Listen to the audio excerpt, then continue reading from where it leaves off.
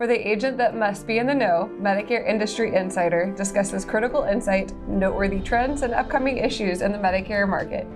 Deciphering and debating the legislation, regulation, and what's happening in the market. I'm Chalen Jackson. And I'm Rachel Brameyer, and we're going to talk shop, dive deep into these complex topics, and make them understandable and actionable. If you've ever wondered where the world of Medicare is going and how to prepare for the future, Medicare Industry Insider is the resource you've been looking for.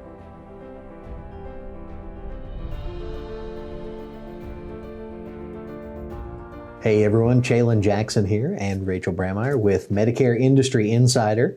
We wanted to come to you today and talk a little bit about the Inflation Reduction Act, particularly the provisions relating to the Medicare program and some of the changes that are going to be happening over the next couple years, as well as changes that have already been implemented. Now, the Inflation Reduction Act has spent a lot of time in the news, people going over the possible implications, what may happen, what has already happened, and the impact on the industry. But I think no matter which sources you're reading or people you're listening to, what is undoubtedly true is this will have a drastic effect on how people receive drugs going forward under the federal Medicare program and, in all likelihood, outside the Medicare program as well. 100%. So we just took the summary of the Inflation Reduction Act for 2022, which is when it officially became an act. And basically their end goal is to reduce, to fight inflation, invest domestic energy production and manufacturing, and reduce carbon emission by 40% by 2023. So that's an interesting take, because when I think about it, I don't think about reducing carbon emission or anything like that. It's literally drug caps, it's affecting the Medicare industry, it's basically helping to reduce some costs in some aspects, but then we will kind of talk through this podcast about how it might have the opposite effect on some other things as well. Absolutely. And I think that's the big thing to remember is depending on where you're looking at and what news sources you're reading, it could be talking about a lot of the other provisions within the Inflation Reduction Act. It certainly doesn't just cover Medicare payments and models and billing and negotiations. It covered a lot of other aspects of the economy like green energy and various other things. Again, for our purposes, Medicare Industry Insider, we're talking about drugs yet again. And one of the big things is looking a little bit at the timeline. Again, we're recording this in mid-2023, so some of the things that have already gone into place are primarily the vaccine provisions. So the vast majority of ACIP recommended vaccines, the Advisory Committee on Immunization Practices with the CDC, adult recommended vaccines are covered at no cost, whether they are Part B or Part D immunization, including things like the flu shot, the shingles shot, most notably for our senior population. They've included COVID, because COVID was still very much a thing when the Inflation Reduction Act came out. But yeah, definitely it's been a big helpful thing to a lot of seniors getting vaccines covered now. I would say you're right, shingles vaccine definitely is always the one that causes a lot of contention with what the heck, why is this one not covered? And then the flu shot every year is going to be really nice. But as we go forward, because we're, like Chalen said, in the middle of 2023, we'll kind of go through the rest of what we'll start seeing in 2024 and beyond. So one of the big ones, well, there's a couple big ones, but one of them is basically that we will start looking at, several things, but we'll start looking at like 10 drugs every year, which will be capped. And I know, talking about drugs again, but 10 drugs will be capped, will be announced every year. And this year we will still see that. In September, I believe, is when they're wanting to announce those first 10 drugs. And then going forward, I think it's 2 years down the road when they actually drop that price to whatever they agree upon. But they're looking at the most expensive drugs. And actually, you and I went down a rabbit hole on the drugs because it was not what we thought were the most expensive. Sure. What was it? Was it Eliquis, I believe? Definitely one of them. So there's been some lists published of like people kind of projecting what might be the drugs on Medicare's list. So as they look at negotiating prices over the next decade, they're really prioritizing the drugs that cost the Medicare program the most money. So not necessarily the drugs that cost the most on a per dose or per regimen amount, but the drugs that the Medicare program is spending the most money on. So it's a combination of the actual base drug cost as well as the number of people on that drug. So yeah, we ended up seeing a lot of high blood pressure medicines, which that's very understandable. There was, I think, 1 or 2 cancer medications. Yep. Which I thought there would be a lot more than that. But again, it goes back into the utilization too. Yep, all about utilization. In fact, of the preliminary lists that have come from, again, private sources, not from Medicare, but they actually identified 5 of the top 10 drugs by spending are actually diabetes medications. Things like, Trulicity and other typically non-insulin diabetic medications, a lot of GLP-1 agonists and other, kind of novel non-insulin diabetic treatments.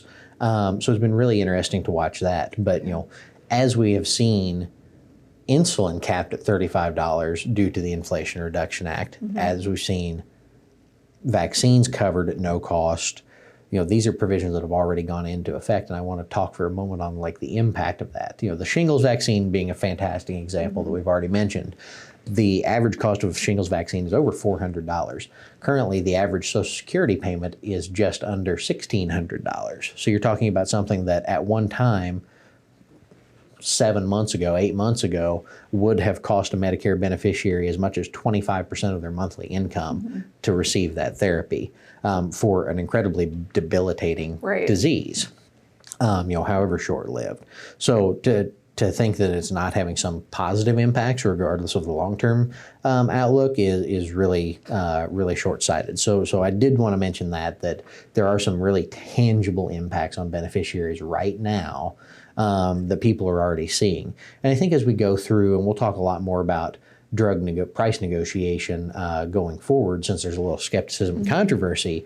But another thing I wanted to mention that has already started this year is the provision that would cap Part B covered drugs that are increasing in price faster than inflation. So those drugs that most Medicare beneficiaries pay a 20% coinsurance on, there have actually now been 43 drugs added to the list that have retail prices outpacing inflation, that now have lower than 20% copays under Medicare Part B, and that will be a list updated quarterly from here on out, keeping in line with those inflationary measures. Yeah, and then another one that is currently, it's based on the base beneficiary premium of 2023. We'll see in 2024 that will no longer be allowed any higher than 6%. And I want to go into that a little bit because that's something that you were kind of looking into, because I think there's been a little misinterpretation on the law in the industry in general. And then also we were even looking at some of the CMS timelines and fact sheets of what it is based off of. Yep. So while there are heavy incentives for insurance carriers to try to stabilize premiums on Part D coverage, the actual Inflation Reduction Act only limits the base beneficiary premium to that maximum 6% increase year over year. Now, of course, the base beneficiary premium does 2 primary things. It is what we use to calculate Part D late enrollment penalties, and it is what we use when we calculate which Part D plans are eligible for full LIS subsidies for those premiums. It does a couple other things as well. But there's actually no part of the Inflation Reduction Act that requires insurance carriers to cap their premium rate increases at 6%. And that's where the misconception has been. I think we've seen quite a few pieces saying Part D plans. And that's not the case. If you actually read the law, it doesn't say Part D plans. It literally says only applies to the base beneficiary premium. Now, that's going to do several things. It really does cut out some carriers or certain plans of certain carriers from being eligible for full subsidy under LIS, which means beneficiaries that receive drug coverage under LIS may actually have fewer options on how to receive their drug coverage. Yeah, I have a feeling that'll happen a lot more, because we're already starting to see some of the trickle downs for sneak peeks this year, and it looks like everything's increasing in premium that we've seen so far. Obviously, we won't see everything until October 1st, but it'll definitely decrease the number of options that they have, for sure. Absolutely. So that was definitely something that we wanted to make sure that we at least addressed in this podcast, because that has been a huge misconception, not only in the industry, but also on CMS resources that we were looking at as we were preparing for this podcast as well. So we went, let's kind of go back then to drugs. We were talking about drugs again. The first 10 drugs. One of the things that we wanted to discuss was kind of some future implementations with these prescriptions. So the $2,000 cap has been another big conversation in addition to the 10 drug cap. Both of those have caused a lot of like speculation in terms of what potentially might happen. Sure. We've looked at, if they're capping the drug prices, then while everything else is going up, eventually the drugs will start going down. It'll probably end up being a bell curve in terms of prices. I suspect so, because there's really, so even within, and I want to talk first about the changes to the Part D coverage structure, there's really two sides to that coin as well. One, there is, as of 2024, we will see the 5% coinsurance in the catastrophic phase of coverage removed. So once someone goes through the coverage gap, the donut hole, they will no longer have any copays or coinsurance for their prescriptions. And I missed the date too. That's 2025. So we're kind of jumping around. So stay with us. Yep. So that's actually 2024. And then in 2025, there will actually be a $2,000 max out of pocket on all Part D plans. And that would include the Medicare drug coverage portion of Medicare Advantage plans as well. So one of the big things to think about that is not only are there cost side changes for the insured, for the beneficiary, on the carrier side, there are drastic implications for the percentage of costs that they're responsible for. That burden of additional cost is drastically shifting to the carrier, where right now it's picked up by Medicare and by the manufacturers. Now, the fix for this, so to speak, to an extent, is drug price negotiations. So basically, if we break it down, we've got a $2,000 cap for the prescriptions where the carriers themselves have not been responsible. So now they're going to start paying all this extra because they're going to be taking a portion of that drug price that used to be only the manufacturer and the clients handling that. And so we're hoping, that's where we talk about the bar graph, we're hoping that after more and more drugs get capped, that hopefully limits how much the plans themselves are actually paying.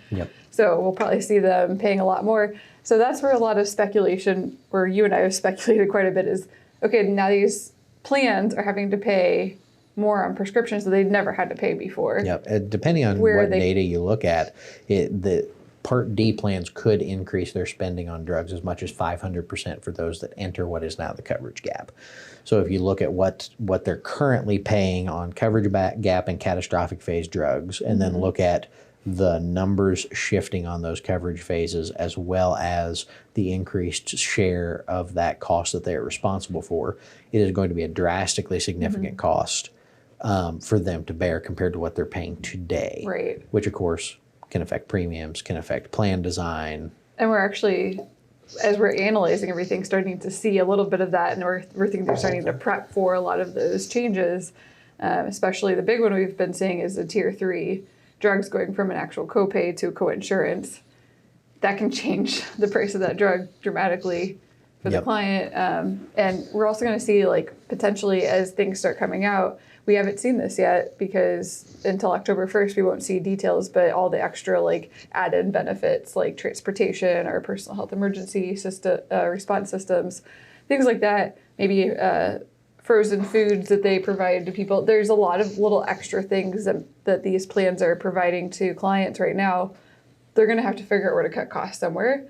We're just kind of in the waiting game to figure out where they're going to, because they're going to be liable for more costs going forward. Well, and there's, like you said, there's a ton of speculation of where's that money coming from, not just on the Medicare Advantage side, whether it's going to come from cutting other benefits, increasing copays, things like that. On the Part D side, like you said, we're already seeing some changes. We're seeing things like, changes to benefit design in terms of what tiers the deductible applies to, maybe formulary or network restrictions. We're seeing increases in premiums. We're seeing a lot of other things that will help with some of those costs. The big kind of elephant in the room that I know agents are constantly concerned about are commissions. Is it going to affect the amount of commissions that we are paid on these plans, or commissions being paid at all? My personal take on it is that on a Medicare prescription drug plan, the current maximum compensation from CMS is $101, I believe, coming forward for next year. $100, I think. That's a pretty small chunk compared to the cost of some of the drugs we're talking about for, again, a small number of beneficiaries. Right now, less than 10% of beneficiaries enter the donut hole, less than 4% leave the donut hole and end up in the catastrophic phase. Very small number of beneficiaries, very large percentage of spending.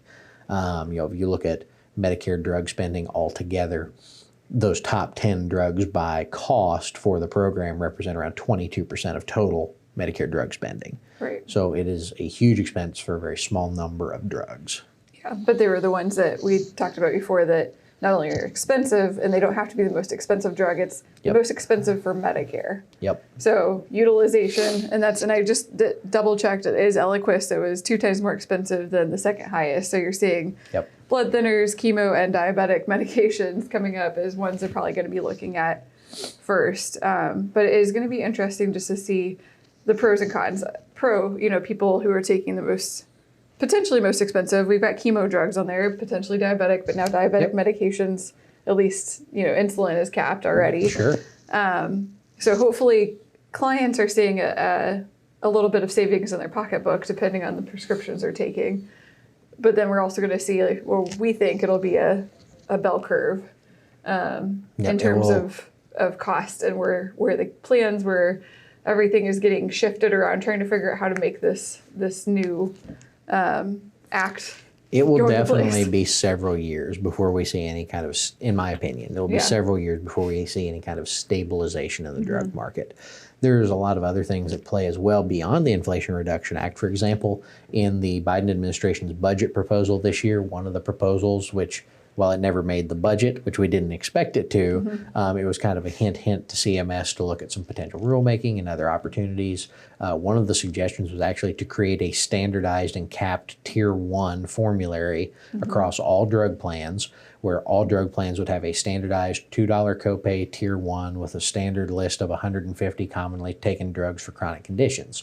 So there's a lot of additional things that the administration is playing around with that could further affect how these plans are administrated in the future, even beyond. Brought a lot of waves in the market when that came out. I remember it being a very hot topic for a little bit, and then it got dropped. So you're right. I think there's going to be a lot of things where they play with different aspects just to see what is going to be the best thing, not only for decreasing prices for clients, decreasing prices for across the board, Medicare in general. I think they're trying to save a lot of money in one way or the other. So, and we keep talking about the 10 drugs, but there's going to be a small number of drugs listed out every year with 2 years going forward where it actually goes into effect, and that'll continue on until 2031. So we've got quite a bit of time right now where we're going to see, waves in the market of what are the next 10.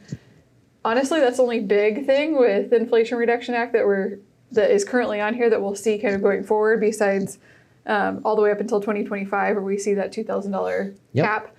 The rest of it's just drug price negotiations and that going into effect the next couple of years. And I think that's one of the big unanswered questions right now is with these drug price negotiations, there's so many unanswered questions in regards to will it actually happen? Because as we've seen, CMS is still proceeding as usual. They expect to release that first list of 10 drugs by September 1st of this year, but there have been several lawsuits filed to attempt to block or stall the implementation of these price negotiation provisions.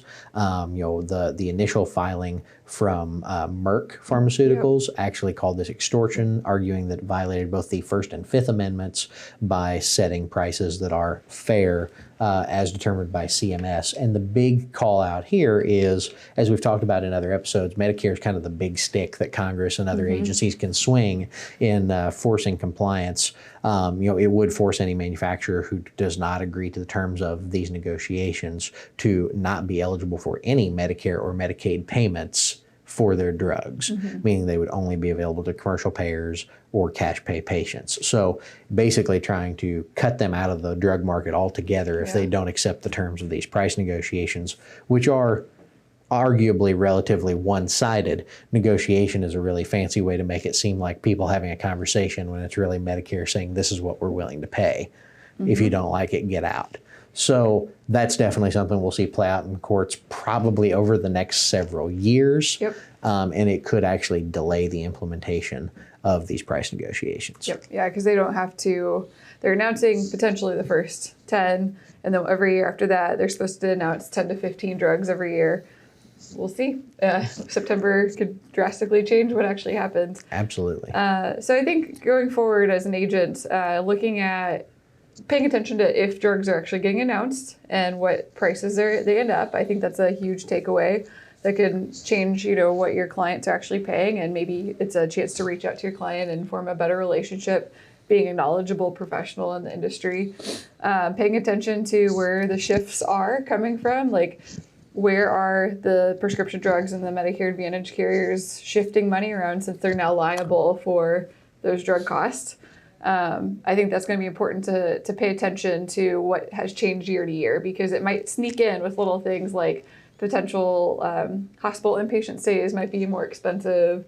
There's a lot of things we can speculate all day, a lot of things where they can shift money around. Just, I think, paying attention to what changes so that you can better inform your client. And then the $2,000 max, it's obviously people should be happy about it if they are hitting the donut hole, but you just said a very small population already hits that. So in the long run, it may end up causing a lot more price increases on premiums for Medicare Advantage and supplements. It could change where that money is coming from. Maybe it's tier rating. So sure. I think it's just a matter of knowing that there will be a lot of movement with money and paying attention where that is so that you can better inform your clients and take care of them. Well, and kind of to wrap things up, I would add that my two big call outs to agents. So if you're watching this or listening to this and you work with Medicare clients, acknowledge that you will not be able to pass along your Part D clients for the next several years and just think they're probably going to be okay. Going to be a lot more shopping activity that is necessary to make sure that they're remaining in the plan that most benefits them.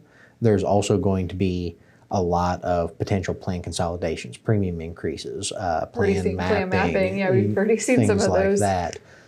But another call out, because I don't want people to feel like this is not also an opportunity. One of the biggest reasons that people choose to stay off Medicare and stay on an employer plan or a retiree plan is typically drug costs, because they're getting something covered at a very affordable rate 100%. under a group plan that would cost them thousands on Medicare. Now, it's not that it won't still be expensive, but starting 2025, when we do see that $2,000 cap on Part D plans, we actually could see a lot of folks start rolling off of those group or retiree plans and onto Medicare products, as that may become a much more attractive option from a cost standpoint with that $2,000 cap. So be prepared for how you're going to get in front of those people, how you're going to educate them on these new options and how it affects their choices for their health care. And then making sure, again, that you just have over communication with your clients, not just because they all really need to take a hard look at their drug coverage, but also because of the new rules regarding things like the 48-hour scope of appointment rule and some of the other new compliance provisions that can lengthen that sales process, and make sure that you're prepared for that as we go into AEP. But with that, it sounds like we've given you plenty of homework and plenty of things to do. But we'll definitely be back with more information in the next episode, and we appreciate you watching.